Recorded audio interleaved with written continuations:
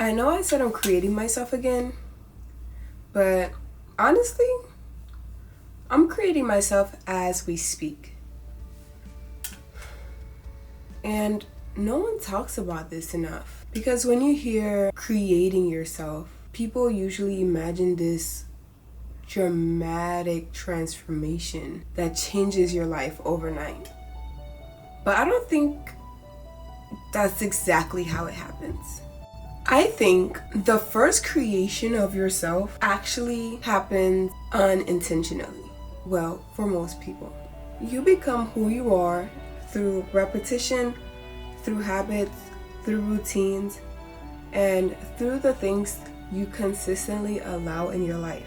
And honestly, it looks like a lot of those habits are low effort habits because bad habits are easy to accumulate. I mean, why go to work when you can just stay in your bed and scroll on your phone?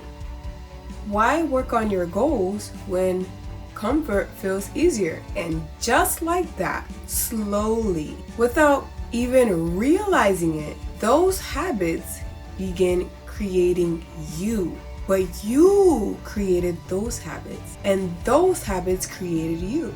That's the first version of yourself.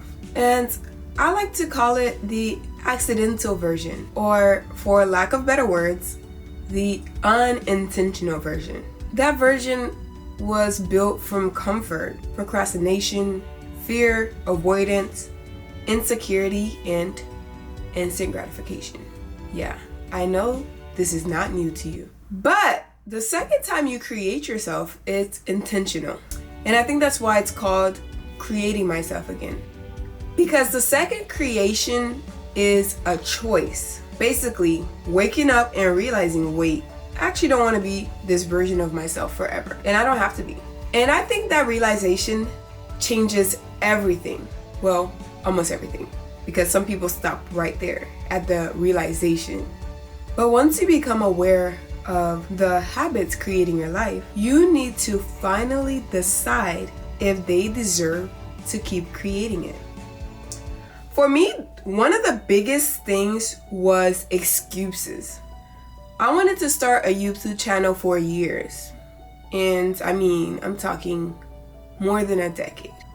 And if someone asked me why I never started, I could probably, or I most definitely can list thousands of excuses. I'm not ready yet. I need better at editing. I don't know what to post. What if people judge me? Or what if nobody cares? What if nobody cares? What if nobody cares? But honestly, I learned that excuses are kind of just comfort blankets for regret. They help us feel better about repeating the same decision over and over again. But here's the thing. The people we admire probably had excuses too. Fear too. Doubt too. Insecurities too. The difference is they just didn't allow those things to become stronger than the life they wanted. Most people live with a what if mindset. What if I fail? What if I embarrass myself? What if I'm not good enough? And honestly, I'm guilty too. But I'm slowly trying to live more within even if mindset. Even if I fail. Even if I'm a little bit awkward. Even if I'm not fully confident yet. I still want to become the type of person my future self would thank me for. Not just a version of me that feels comfortable right now. Because, as you know very well, comfort and growth usually don't exist in the same place. And honestly, creating myself again is teaching me discipline. I'm pretty sure that's the whole point. Discipline is choosing what matters long term over what feels good temporarily. Like when you're at the checkout line and that chocolate bar is looking at you and you're looking at it. And it's looking at you and you're looking back. And you buy the chocolate even though you know you didn't need it. Now, some of you guys might say, well, I don't like chocolate. But substitute it for the things you like. And it will still make sense. And I realize how much of life is controlled by tiny decisions like that. Tiny habits, tiny excuses, tiny moments of comfort. They seem so small until they slowly become your identity, an unhealthy one.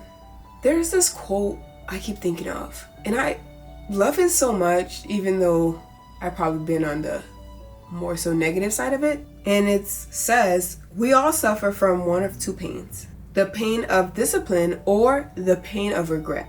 And though I've been having a lot of regrets, I'm tired of it. It gets to a point, right? And what I learned too is that most people, they don't regret failing after trying. They regret never trying at all. And what scares me more is the idea of looking back at my life and realizing fear made my decisions for me, or excuses and the what ifs. So I want to try again. Obviously not the perfect version of me, because honestly I don't think that version exists. Probably never will. But at least as someone finally choosing to create herself again, choosing to create herself intentionally again.